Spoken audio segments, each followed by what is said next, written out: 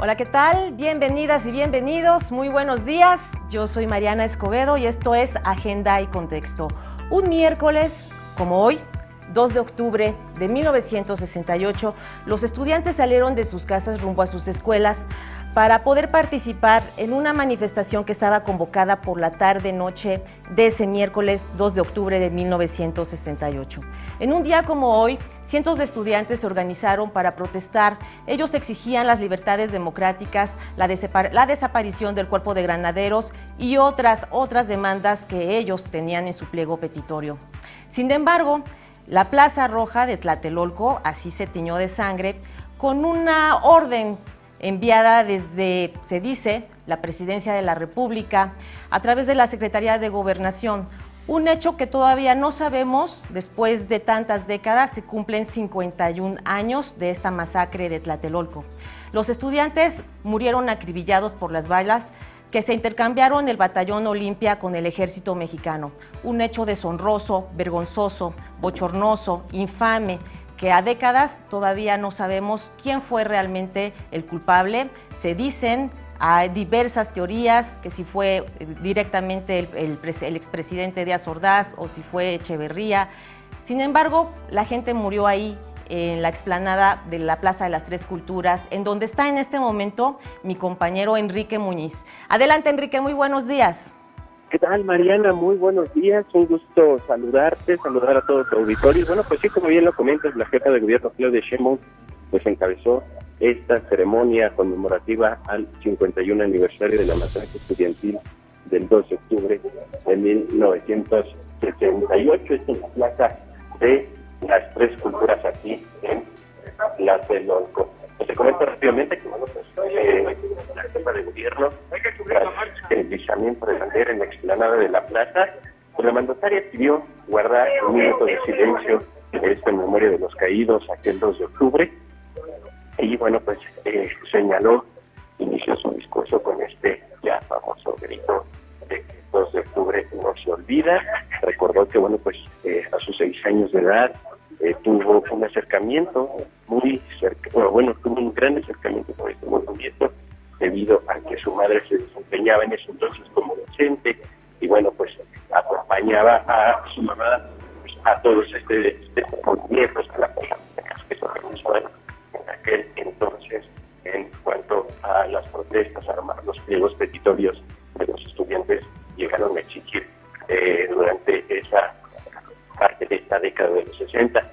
Recordó que bueno, pues desde que tomó ahora protesta como jefa de gobierno, pues retomó parte de ese pliego petitorio y tomó la primera determinación de desaparecer al cuerpo de granaderos. La jefa de gobierno calificó pues aquel hecho del 2 de octubre, esa matanza del 2 de octubre, como bueno, pues un crimen de Estado y una masacre contra los estudiantes. Mariana, pues después ya tengo que colocar Enrique, tenemos un problema con la comunicación. Enrique, ¿me escuchas? ¿Puedes acercarte a la bocina? Bueno. Ajá, sí. ¿Me escuchan? Sí. Bueno, sí, tenemos problemas porque ya nos estamos moviendo de aquí del evento, pero bueno, pues te comentaba que finalmente la jefa de gobierno, en compañía de miembros de su gabinete, colocó una ofrenda floral en el memorial instalado en 1993, ahí precisamente en la explanada de la Plaza de las Tres Culturas, y bueno, pues así dio por terminada la conmemoración, Mariana. Entonces están ahí frente a la estela de Tlatelolco, ubicada en Lázaro Cárdenas, justamente en la Plaza de las Tres Culturas. Como vemos en la imagen, hay parte de los integrantes del gabinete de la doctora, la jefa de gobierno Claudia Sheinbaum, aparte también de diputados y bueno, el titular del Tribunal Superior de Justicia de la Ciudad de México, Rafael Guerra, así como la presidenta de la mesa directiva, Isabela Rosales, del Congreso local, y parte del gabinete también de la jefa de gobierno. Muchísimas gracias, Enrique. Marina, estamos pendientes. Muy buena tarde. Pues regresamos aquí al estudio y les voy a presentar esta mañana, están conmigo aquí en este estudio de Capital 21 en vivo, David Roura. Él fue representante del Consejo Nacional de Huelga y parte integrante también del movimiento de 1968. Bienvenido, David. Bueno, gracias. No fui representante del Consejo Nacional de Huelga. Ah, ¿no? No, mira, yo era muy joven en el 68, yo era, como lo digo en un poema, un simple estudiante de secundaria, pero logramos poner nuestra secundaria en huelga. Y entonces por eso me dijeron que sí perteneciste al movimiento y que sí fuiste representante. pero fíjate que nos expulsaron de la secundaria. ¿Por eso? Cuando la pusimos. Estaba en una zona federal custodiada por el Batallón 53 de Infantería y entonces nos bloquearon a nosotros, a los que hicimos ese movimiento de paro y bueno, pues nos expulsaron y pues ahora yo muy joven. Después, en el 71, participé en la marcha del 10 de junio. Inclusive tengo un poema que habla muy claramente de lo que fuimos los jóvenes en el 68. Mira, se han escrito muchos mitos o muchas historias. Hay 250,000, le decía yo aquí a nuestro compañero de Sinaloa, hay 250,000 historias de todos los que participaron en el movimiento estudiantil. En la plaza ese día se calcula que había entre 5 y 10,000 personas. Entonces, bueno, si tú le preguntas a medio millón de personas estuvieron ese día en la plaza. Yo creo que hay que tener un poco, como decía el Che, sentido de honestidad y decir las cosas y no dejar volar la imaginación, ¿no? En un protagonismo absurdo. Yo ya estaba haciendo exámenes extraordinarios, que me habían mandado extraordinario en todas las materias. Entonces, al ser admitido en una escuela particular, me hicieron hacer todos los exámenes.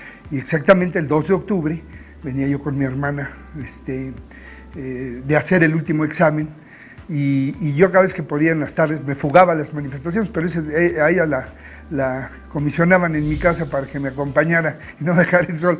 Oye, pero además me dijeron que había sido el estudiante más joven porque lograron declarar en tu secundaria en huelga. Sí, hubo varias secundarias y aquí hay un fenómeno. Las prevocacionales del Politécnico eran a nivel de secundaria. Entonces, aunque éramos pocos, pues nuestra participación no fue tan relevante, ¿no? O sea, pero ahí nos forjamos. No fue tan relevante, pero lograste parar la escuela, tu secundaria. Lo logré, pero no solo. ¿Cómo también, que no fuimos tan relevantes? Nos expulsaron a 3, ¿no?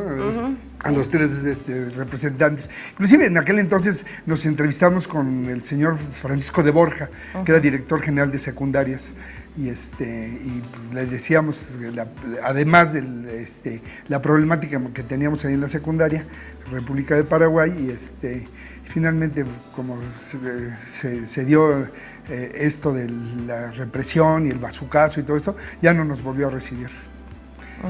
Entonces, mira, en un poema yo lo digo muy claro, yo no estuve el 2 de octubre en esta plaza, no todos estuvimos, era un simple estudiante de secundaria, hijo del 68, pero había que manifestarnos y supimos cómo. Y comenzamos nuestra primavera en rebeldía. Y por aquí digo otra cosa, aprendimos el lenguaje del poder. Vivíamos entre la calle, las asambleas, el mitin y las marchas.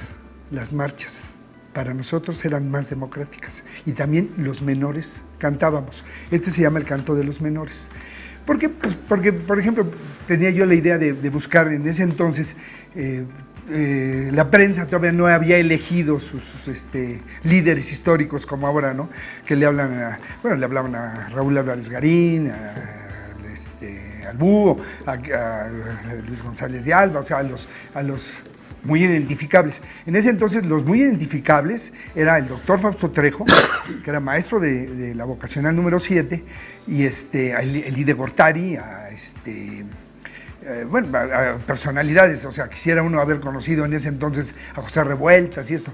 Pero a mí me pasó una cosa muy curiosa. Yo vengo de una familia totalmente de derecha. De hecho, de jovencito, de niño, fui acólito.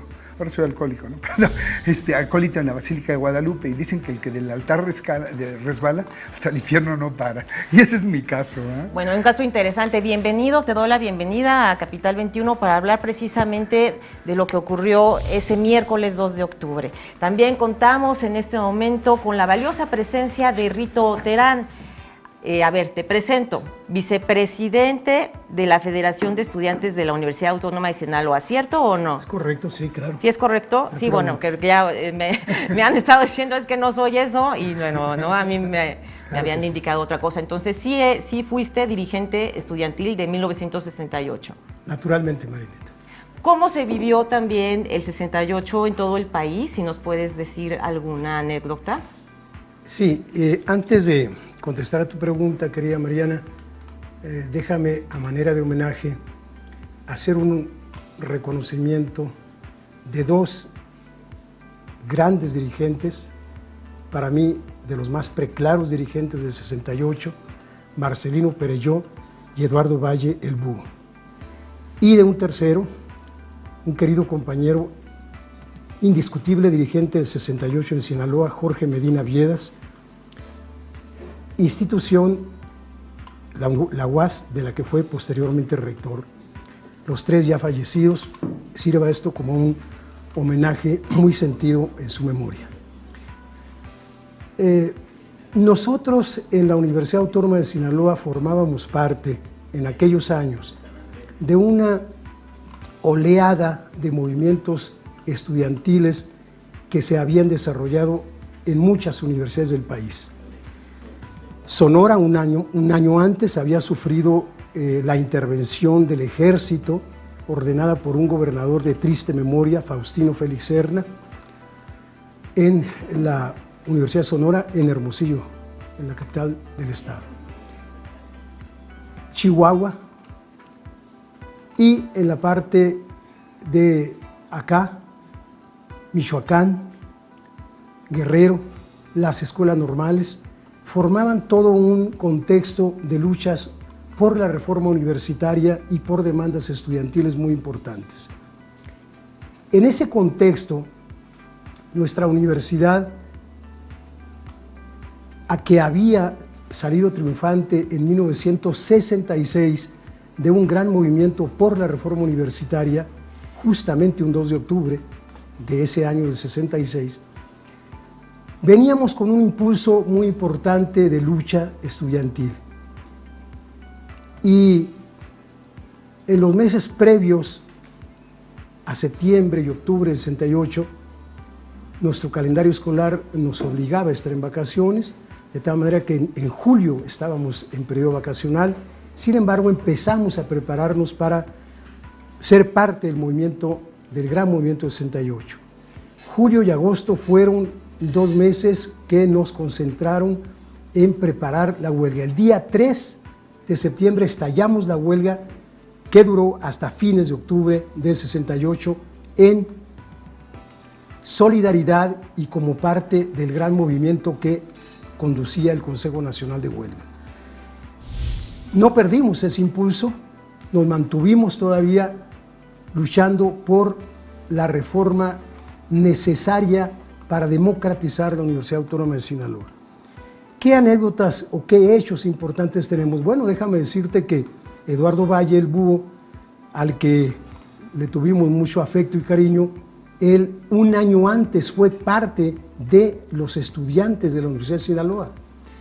Cuando surge el 26 de julio, Eduardo Valle inmediatamente se viene a su Escuela de Economía de la UNAM de entonces, de la cual había sido parte, pero había estado antes en la Universidad de Sinaloa. Se viene, se incorpora y naturalmente desarrolla toda una trayectoria como de los principales dirigentes del CNH. Al Búho nosotros le tuvimos un gran afecto, un cariño, porque fue parte de una lucha previa que nosotros mantuvimos constantemente en la Universidad Autónoma de Sinaloa.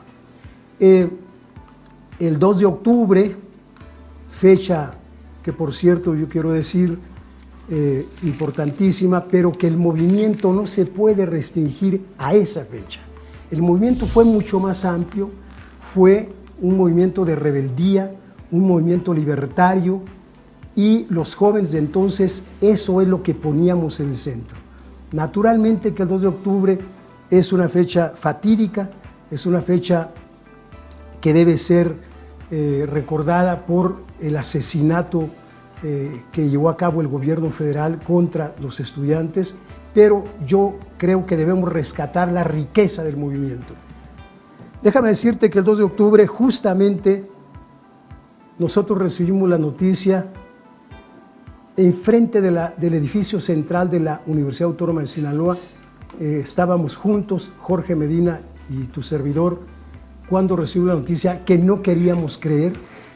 Nos parecía que aquello era una noticia verdaderamente desmesurada, pero poco a poco fuimos viendo que la realidad se imponía y que la represión estaba actuando de manera grave contra nuestro movimiento estudiantil.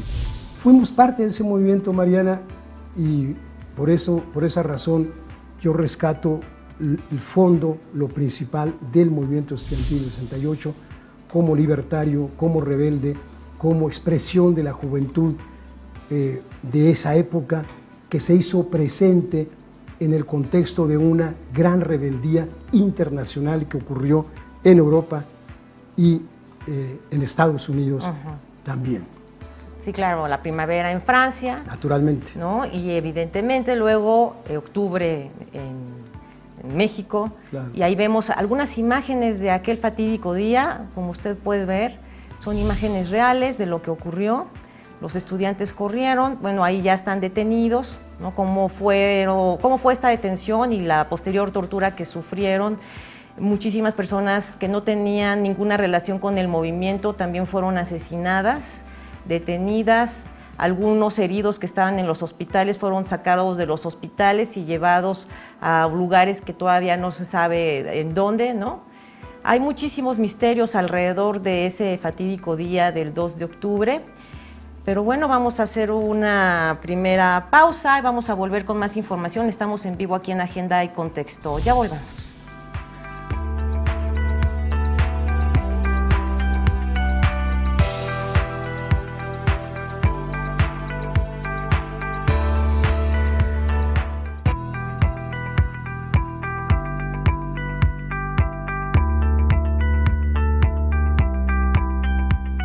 Ya estamos de vuelta aquí en Agenda y Contexto y nos vamos a enlazar en este momento con Joel Ortega. Joel vivió ese movimiento estudiantil de 1968 con un enfoque que ha dado un giro también, tiene una visión crítica también de los hechos. Adelante, Joel, muy buenos días, ¿qué tal?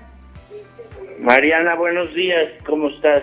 Recordando aquel día del 2 de octubre que parece ser que pues finalmente han pasado muchas décadas y aún no tenemos evidencia real. Muchos gobiernos del PRI y también gobiernos del PAN pues no lograron esclarecer los hechos. ¿Qué nos puedes tú decir de ese día, cuando te levantaste por la mañana y lo que ocurrió en la Plaza de las Tres Culturas?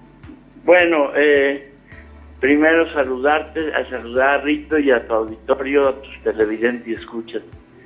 Claro que sí. Lo que hice pues fue lo que hicieron decenas de miles y creo que es un poco irrelevante, pero te digo, ya salí de mi casa rumbo a Tlatelolco con mis hermanos y como yo vivía en Popotla, llegamos por la parte trasera o norte de Tlatelolco por Manuel González y nos percatamos de la presencia de decenas de camiones del ejército y al llegar a Tlatelolco pues les dije a los compañeros no hay que salir porque originalmente en Tlatelolco íbamos a marchar de ahí a Arcasco para, fíjate el candor, exigir la salida del ejército del Politécnico, dado que 2 días antes se había desalojado la ocupación militar de la UNAM.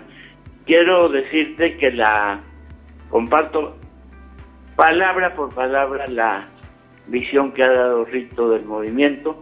Se resumen unas palabras: un movimiento rebelde, planetario, libertario. No quería el poder. Queríamos y estábamos contra todos los poderes. La autoridad familiar, la autoridad escolar, la autoridad estatal, la autoridad en general. Y fue un movimiento que, como ya bien dijo Rito, no solo se dio en la Ciudad de México, sino en el resto del país. y un movimiento, Mariana, cultural. Fue el movimiento del rock a nivel internacional, de los Beatles, de los Rolling, etcétera, de cine, en fin, de una verdadera rebelión cultural contra el poder.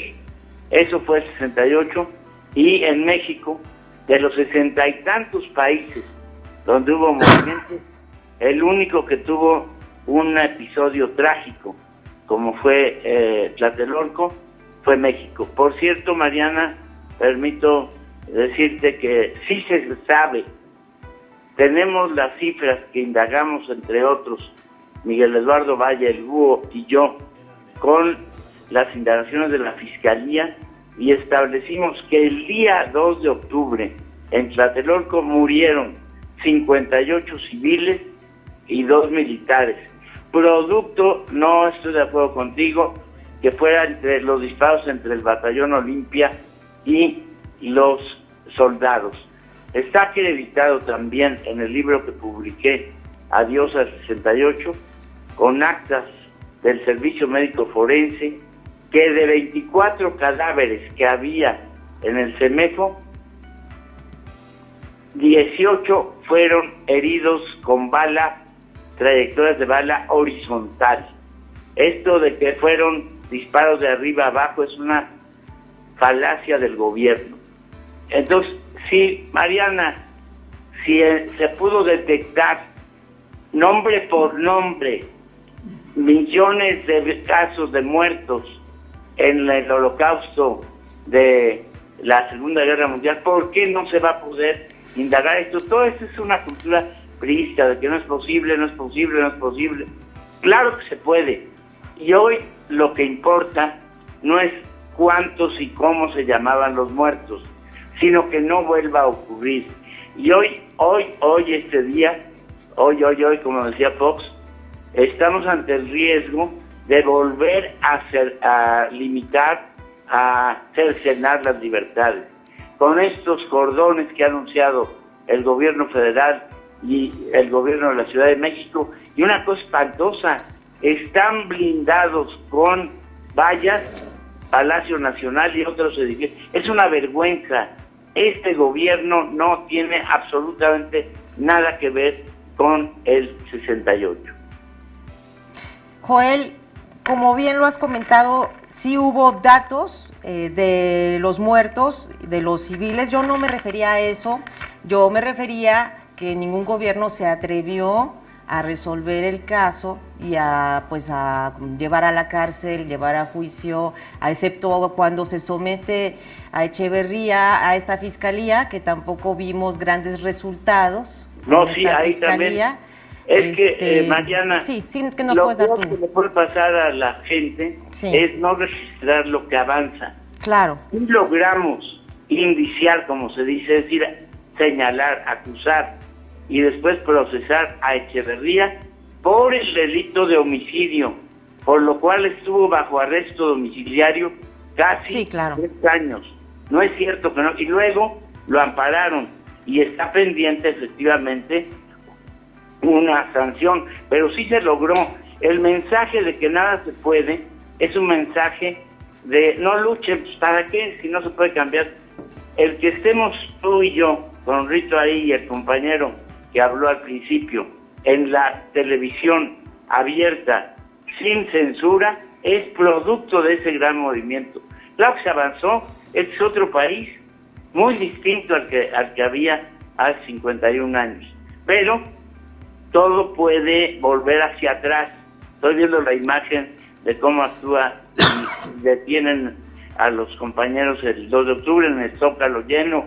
En fin, sí es posible vencerlos. Y el mensaje de Tlatelolco, de que no se puede, que nos van a matar, estos señores que estás poniendo ahorita en las imágenes, que han medrado del 68 con un comité, 68 que es absurdo, 68 se acabó. El Consejo Nacional de Huelga se disolvió, creo que el 6 de diciembre, Rito lo debe recordar. Nadie puede hablar a nombre del 68. hay opiniones, dijo bien el compañero inicial, hay 250,000 puntos de vista. No hay nada oficial, y menos un comité que pues quién sabe quién se le ocurrió y que es el interlocutor con el gobierno. Eso es lo contrario al 68. Sí, Joel, es el Comité 68 al que te refieres, ¿cierto? Sí, exactamente. Bueno, pues mira, hay una opinión que está aquí, David. No sé si te gustaría participar en este comentario, en este intercambio de opiniones, escuchando a David Roura sobre pues la opinión que él tiene sobre lo que acabas de decir. Sí, como no, yo me he vivido de discutir. Adelante. No me parece, yo discuto contra el gobierno, que hable el compañero, pero mi interlocutor es el Estado, no otros compañeros. Claro. David. Sí, mira, hay diferentes posiciones y posturas, ¿no? El Comité 68 Pro Libertades Democráticas, que tomamos el nombre del Consejo Nacional de Huelga, se formó para exactamente poder llevar a Luis Echeverría a un juicio. Nosotros fuimos los que metimos la demanda cuando se cumplieron los 30 años. Se nos acompañó, iba Álvarez Garín, iba doña Rosario Ibarra, y llegamos a la Procuraduría a meter la demanda ahí en las instalaciones, y gracias a ello la Suprema Corte de Justicia le dio entrada para que se investigara. Y el trabajo del comité, pues no necesitamos aval, ¿no? O sea, así como no descalificamos a compañeros, pero no necesitamos aval. Por ejemplo, mostrabas tú la estela. Bueno, pues la estela la hicimos, la coordinamos nosotros. Y pusimos 38 nombres, porque fueron los 38 nombres que en ese entonces nos constó, así como decía el poema de Óscar Oliva, no consta en actas, así nos constó en actas, el haber encontrado esos 38 nombres. Y pues hemos tenido una participación desde 1968, bueno, poco después, que íbamos nosotros a visitar a los presos en Lecumberri, y poco a poco esta generación nos fuimos integrando cuando salieron libres y otros al exilio, nos fuimos integrando con todos para hacer un comité, y un comité que no excluye a nadie, y que no se trata de hacer descalificaciones ni personales ni de nadie, ¿no? Sino que, bueno, a lo mejor hay compañeros que no reconozcan la labor del comité, pero pues ahora sí que nuestra perseverancia en la lucha y en la memoria, pues ahí inclusive en la fiscalía yo vi varias veces ahí a Joel Ortega, y pues ellos tenían como que otra línea, pero no hay ningún debate, ¿no? Joel, ¿qué opinas de esto que dice David Roura, que ellos fueron los que también instalaron esta estela en la Plaza de las Tres Culturas? Y también está Rito Terán, que te quiere comentar algo. Adelante, Rito. Sí, de manera muy breve. Yo rescato el asunto de que el 68, el Consejo Nacional de Huelga, la expresión del movimiento era plural, de gran amplitud, representaba a los jóvenes de este país, básicamente de las universidades, de los centros educativos de educación media, superior y superior. Todo esto es cierto. A través de los últimos años, sin embargo, se ha venido ubicando una suerte de patrimonialismo en el que ha caído el denominado Comité del 68. Solamente voy a dar un ejemplo de que sí excluyen ese comité que se ha arrogado indebidamente lo que significó el 68. Voy a dar un ejemplo contundente de que excluyen. El año pasado, al término de la marcha, como la que hoy se va a realizar y que se desembocó en el Zócalo, en un momento del mitin, el Comité del 68 leyó los nombres de los dirigentes del CNH fallecidos y no se mencionó ni a Marcelino Perelló ni a Luis González de Alba. Eso a mí me parece una infamia, me parece no solamente una exclusión, me parece infamante. Hoy, en este momento, en las tomas que se están pasando, aparecen ellos en el presidium, sobre todo Marcelino y otros más, el Búho, Cabeza de Vaca, en fin, como dirigentes de ese movimiento. ¿Qué se gana? ¿Qué se pretende con este tipo de actitudes? Mantener una actitud sectaria, una actitud que esconde o trata de esconder, como en los años del estalinismo en la Unión Soviética, querer borrar la memoria indebidamente. ¿Qué opinas, Joel? Bueno, no me detengo tanto, comparto palabra por palabra lo que dijo Rito. Mira, Marcelino Perelló fue sin discusión la figura carismática más emblemática del 68. Y el gran orador del 68 fue el Búho. Y yo sí registro, Roura, y respeto a Raúl Álvarez. Yo participé con Raúl en la idea de la estela. No se trata de eso. Pues claro que ustedes han dado su lucha, no es eso. Es que no tienen ustedes ni nadie, ni yo, ni Rito, ni Marcelino, ni nadie, la facultad de arrogarse hablar del movimiento. Qué bueno que han insistido, efectivamente, denunció Raúl Álvarez y Roberto Escudero y César Tirado, básicamente fueron los que demandaron la apertura de la indagación ante la PGR.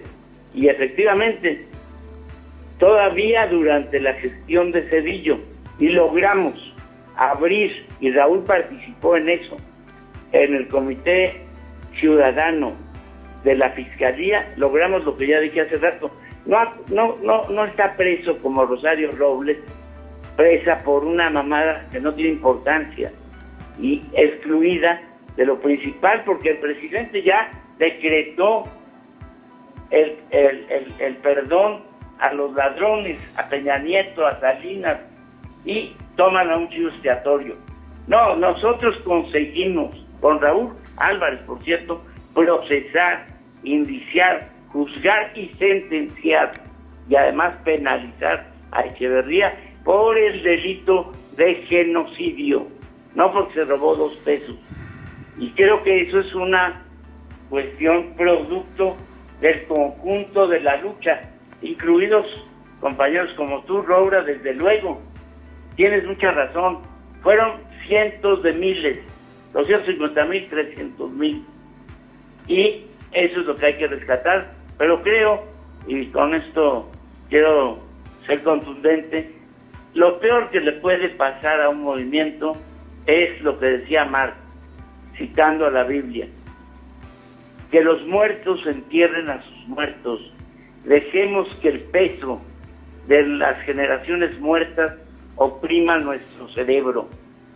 A otra cosa, mariposa, hoy la lucha, hoy, 2 de octubre de 2019, es combatir las tentaciones de limitar las libertades que está teniendo el gobierno de López Obrador a nivel federal y a nivel local, Claudia Sheinbaum. Aunque Claudia haya sido, como efectivamente lo dijo ella, ahí la conocimos, Rito, ¿te acuerdas? Iba a la cárcel, Claro. con nuestra amiga Ani Pardo, Claro. que fue miembro del Partido Comunista, a visitar a los presos. Nadie tiene el patrimonio, el derecho de pirata de corso. Los que antes fueron, lo que un día fue no será, decía José José. No, nadie tiene la patente de corso. Todos nos equivocamos, todos podemos equivocarnos. Nadie es dueño de la verdad. Dijo muy bien Rito, la era del estalinismo hay que enterrarla. Stalin borró, imagínate, Mariana, a Trotsky de la historia. Bueno, pues eso Sí. no lo vamos a permitir. Bueno, Joel, pues te agradezco muchísimo esta participación que has tenido con nosotros en vivo esta mañana. y pues no queda más que desearte un buen miércoles, obviamente recordando lo que ocurrió aquella tarde, noche, y que esto pues nos sirva de como una lección para la historia. Pero ahí está, solamente yo te estaba comentando y te estaba preguntando al inicio de la entrevista diversas situaciones sobre lo que ocurrió, porque queríamos saber qué habías vivido tú esa tarde, noche del 2 de octubre. Sí, viví pues lo que vivimos todos, tuve la fortuna de salir, pero es un dato menor. Y repito, coincido y respeto mucho a Roura, que era un muchachito de 12 años 14, o 13 en la secundaria. Sí. Su valor no está en discusión, ni el de Raúl, ni el de Escudero, ni el de muchos, pero sí la actitud de arrogarse el nombre del 68. Eso no es correcto. Bueno, muchas gracias, Rito. Gracias. Un abrazo como siempre y gracias a tu auditorio. Gracias, Joel. Buenos días. Bueno, pues ahí tienen Joel, las palabras de Joel duras, muy duras, ¿no? Y sin duda él tiene su punto de vista sobre lo que ocurrió, lo que sucedió después. Ya hubo un intercambio de opiniones entre Joel Ortega y David Roura sobre precisamente el comité denominado Comité 68 que se crea en los años posteriores a esta tragedia. Vamos a hacer una pausa, pero ya volvemos, quédese con nosotros, estamos totalmente en vivo. Esto es Capital 21.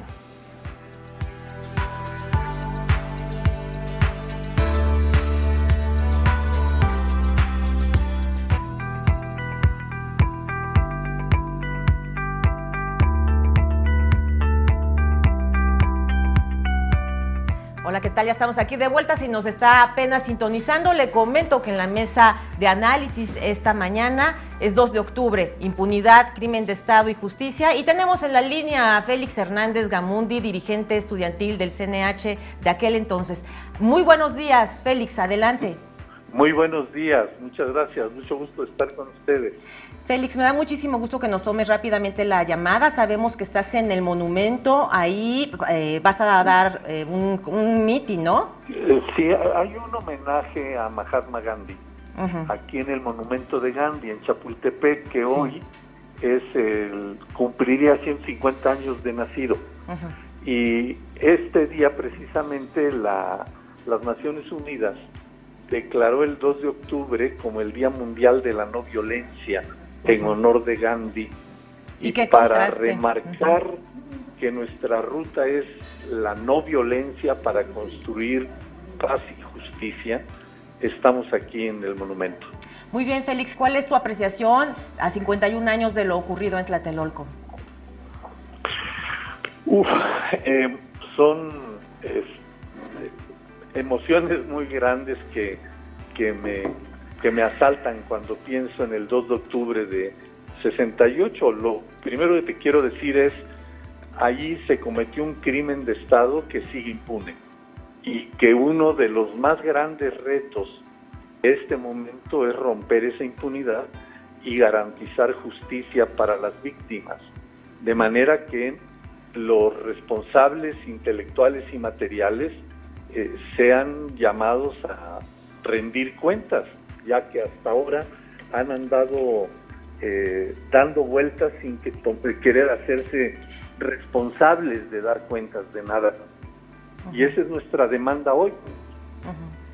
Bueno, quienes estuvimos siguiendo el caso de Echeverría, de Luis Echeverría, el expresidente, cuando él iba a declarar a la Fiscalía, hubo muchísimos periodistas, estuvimos cubriendo esos días las notas. Evidentemente, hace rato te recordaba Joel Ortega que él fue sometido a arresto domiciliario. Sin embargo, pues vimos claramente, todos los reporteros que estábamos ahí, que el señor Luis Echeverría fue ingresado a su vehículo después de que sus guaruras nos confrontaron en la salida de la Fiscalía, y se fue tranquilamente a su casa.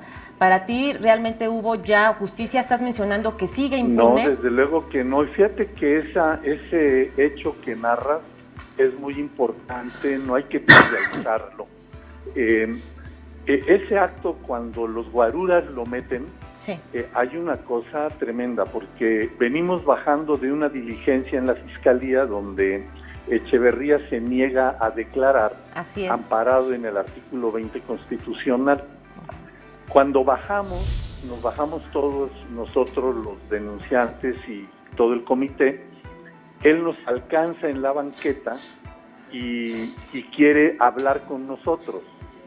Estábamos ahí Raúl Álvarez, Garín y yo, y quiere hablar con nosotros, y nosotros le respondimos.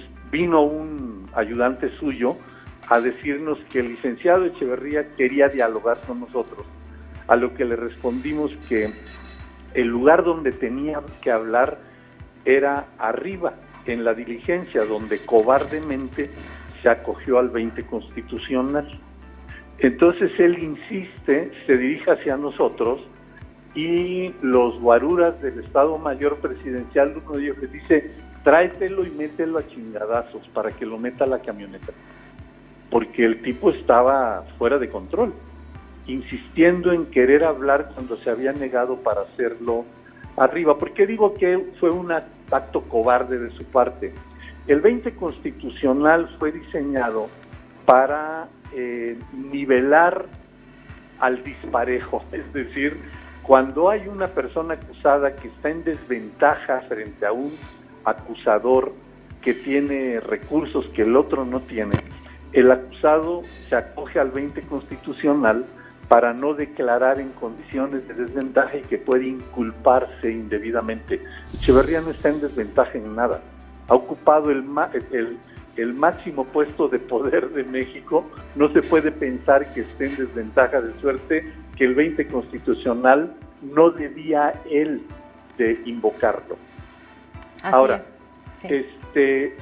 Él estuvo detenido 2 años y medio en prisión domiciliaria por el beneficio que le dio una reforma al Código Penal que parece hecha a modo para beneficiarlo. Se hizo unas semanas antes de que él fuera, que se ordenara la aprehensión de Echeverría. Pero bueno, él hizo uso de ese derecho, ni modo, pero está acusado de genocidio.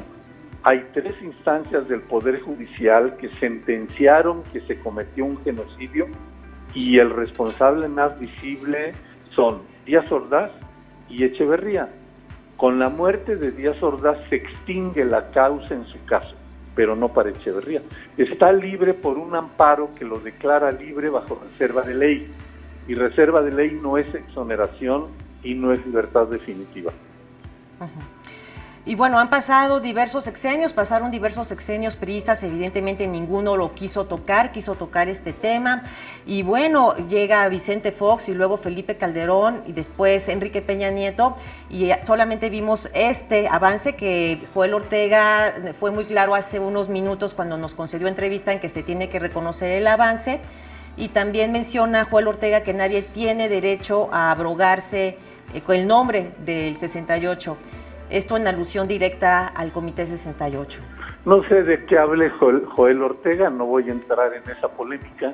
Nosotros hacemos un trabajo que nos toca hacer, y hemos asumido la responsabilidad que otros han abandonado. No nos abrogamos absolutamente nada más que la obligación que nos otorga la responsabilidad de dirigencia que tuvimos hace 50 años, y el derecho que nos da el haber permanecido como militantes activos en las luchas por la libertad y por la democracia en México, sin enlodar el prestigio de 1968. Claro que sí. Pues no queda más que agradecerte, sabemos que vas a tomar la palabra en este homenaje, así que muchísimas gracias por habernos concedido unos minutos. Te lo agradezco a ti. Y te esperamos aquí en el estudio de Capital 21 muy pronto. Buen día. Gracias, muy buenos días a Félix Hernández Gamundi. Él sí fue integrante, fue parte de la dirigencia del CNH de 1968, ya escuchamos lo que él menciona, dice que este crimen de Estado aún sigue impune, a pesar de que estuvo 2 años y medio arrestado Luis Echeverría Álvarez, fue un arresto domiciliario y que está amparado, lo cual pues significa que la persona que claramente está señalada como de ser uno de los 2 responsables directos de esta masacre, pues está sin en este momento una sentencia de cárcel. David, Rito, ¿quién puede tomar la palabra después de lo que hemos escuchado? Bueno, yo creo que hay por partes, Mariana, en este punto. Una parte es efectivamente el trabajo que coordinó que dirigió el doctor Ignacio Carrillo Prieto en la Fiscalía. Ese es un esfuerzo importante por avanzar en el conocimiento de la verdad y del esclarecimiento de todos estos hechos donde hubo responsables con nombre y apellidos. Echeverría, Díaz Ordaz, Gutiérrez Barrios, Nazar Haro, muchos otros, algunos ya murieron, como varios de los que he mencionado. Queda Echeverría y quedan otros. Bueno, esa es una parte. Nadie en uso de sus facultades puede estar en contra o puede oponerse a que esto siga avanzando. En todo caso, es de lamentarse que este esfuerzo haya quedado trunco y Echeverría sigue vivito y coleando como parte de esta pesadísima losa de impunidad que existe. La otra parte que yo quiero decir, recuerdo una frase que Marcelino decía en alguna ocasión como una metáfora. El movimiento 68 no era un asunto de barandilla, decía él. ¿Qué quería decir con esto? Quería decir con esto, Marcelino, que el movimiento, si bien deben castigarse a los asesinos y a los culpables de la represión, tenía alcances muy profundos ese movimiento.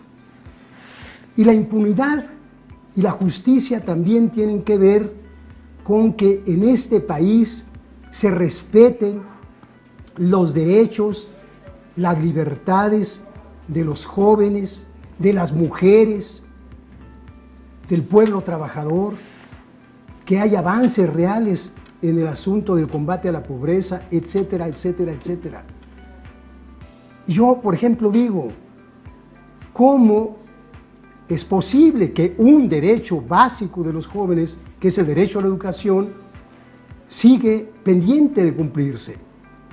¿Y por qué sigue pendiente? Porque los gobiernos neoliberales estuvieron limitando el apoyo económico a las universidades. Y el gobierno que hoy tenemos no solamente ha hecho lo mismo, lo ha profundizado.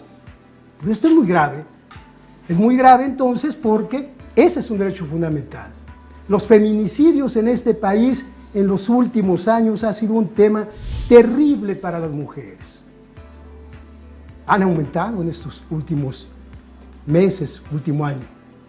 Estas son las cuestiones, como muchas otras, que tienen que ver cuando decimos que el movimiento 68 luchaba por las libertades, luchaba por los derechos de los jóvenes y del pueblo mexicano. Ese fue su significado, su alcance. Eso va a alcanzar respuesta y plenitud, querida Mariana, cuando en este país esos sueños sean alcanzados. Esa es la justicia de fondo.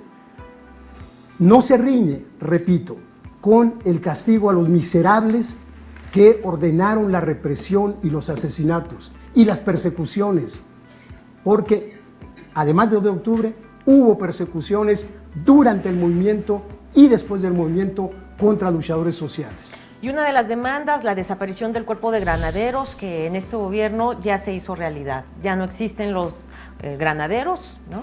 Aunque comenta Joel, dice que hay vallas y va a haber una valla en las marchas para tratar de proteger a quienes vayan a protestar. Esto ante la interrupción de algunos grupos de personas que llegan encapuchadas. Cada año llegaban encapuchadas estas personas. Desde que yo recuerdo, desde que yo participaba y además estaba cubriendo las manifestaciones para los medios de comunicación, transmitiendo desde las marchas, siempre reportamos los periodistas la aparición espontánea de estas personas que llegaban en otros, no llegaban en los contingentes que marchaban. Cada contingente llevaba una manta con la escuela que representaba y los reporteros tomábamos fotos y además video de estos encapuchados que cada año llegan a la marcha del 2 de octubre. Entonces, bueno, sí. ¿Qué te parece lo que hizo la jefa de gobierno al desaparecer el cuerpo de granaderos? Me parece mal. Y me parece mal por lo siguiente, querida Mariana. Mira, ciertamente, durante varios aniversarios de esta fecha, todos hemos visto la actuación de grupos erróneamente llamados anarquistas, porque son falsos, porque el anarquismo es toda una ideología muy enormemente amplia, que rebasa ampliamente a estos grupúsculos en descomposición. Tampoco son conservadores, son grupos de ultraizquierda que viven un proceso desde hace años de terrible descomposición. Por eso los vemos actuar como los vemos actuar. Ojalá que fueran realmente anarquistas, como lo fueron grandes luchadores en muchos países del mundo y en México particularmente. Ricardo Flores Magón fue un gran anarquista, un gran revolucionario que contribuyó enormemente al surgimiento y al desarrollo de la Revolución Mexicana, por decir un ejemplo. Pero respondo claramente a tu pregunta. Está mal que sean ciudadanos, sean empleados del gobierno de Ciudad de México quienes tengan que hacer esta labor de contención. Lo que tiene que hacerse es que el gobierno asuma plenamente sus responsabilidades y proteja, cuide que las marchas, todas las expresiones se realicen en forma pacífica y con pleno respeto a la actitud de los manifestantes. Y si hay hechos de violencia que agredan a otros ciudadanos, pues esto debe contenerse por parte de los cuerpos policíacos. Para eso están, entre otras razones. ¿Por qué, me pregunto yo, desde ahora se va a inaugurar? Esa es la pregunta que me hago y que quisiera que nos quedara en la cabeza a muchos ciudadanos que nos están escuchando. A partir de ahora se va a inaugurar esta etapa de que van a ser empleados del gobierno de Ciudad de México los que van a hacer vallas cada vez que haya una marcha, porque habrá el temor de que estos grupos actúen, realicen atentados violentos, y la policía. Bueno, es un tema pendiente. Esperemos que esta tarde se realice la marcha de manera pacífica y que no haya hechos lamentables que narrar el día de mañana en los noticieros. David Roura, ¿cuál es tu conclusión? ¿Hubo justicia o no finalmente a 51 años de la masacre de Tlatelolco? Sí, no ha habido justicia y por eso es el reclamo del comité, ¿no? Creemos que no perdonamos, porque el perdón no se debe de asumir como un decreto. Esto de poner la otra mejilla suena muy bonito en los pasajes bíblicos, pero los que hemos sido agredidos, que hemos sufrido represión y cárcel política, sabemos que cuando se pone la otra mejilla viene el segundo zarpazo y si vuelves a poner la otra viene el tercero. Entonces no perdonamos, no olvidamos, no nos reconciliamos. Esa es también la postura de hijos, de los hijos de las doñas de Eureka, ¿no? No perdonamos. Y pues nosotros hemos trabajado con el Comité Eureka, con hijos, con el Comité 68. El Comité 68, o sea, hablo como comité. Y en una alusión personal con mi tío, y aquí tenemos una diferencia, que es muy respetable y muy reconocida la labor que se hizo desde otros estados, es la postura con Marcelino. Marcelino fue un dirigente que en su momento tomó mucha importancia porque era el encargado del manejo de la prensa y era un tipo muy inteligente, pero donde empieza a separarnos a muchos con él fue cuando declara él que las balas fueron de Salva en la Plaza de las Esculturas, y entonces pues ahí ya entra una segunda polémica muy, muy terrible. Y cuando yo fui el que leí entre una compañera, entre Dulce y yo, leímos la lista a la que hiciste referencia, y por acuerdo de las mujeres que estaban allí, dijeron que no se nombrara Marcelino por cómo había hecho él en su programa en sentido contrario en Radio UNAM, de donde después fue despedido por esas mismas declaraciones que declaró, tuvo una declaración espantosas, desafortunada muy sobre la violación espantosas, y las mujeres. Sí, de la mujer, y entonces pues no nomás le costó la chamba en Radio Universidad, le costó la chamba en la UNAM. Y posteriormente falleció. Y posteriormente falleció. Esa es una cuestión que te comento a ti y te respeto. Tenemos ya segundos, David. Sí, tenemos segundos, sí, Rito. Es muy breve, es muy breve. 50 segundos. 50 segundos. Tus mismas palabras, Roura, lo definen. Unas mujeres decidieron tal. Ustedes decidieron no mencionarlo.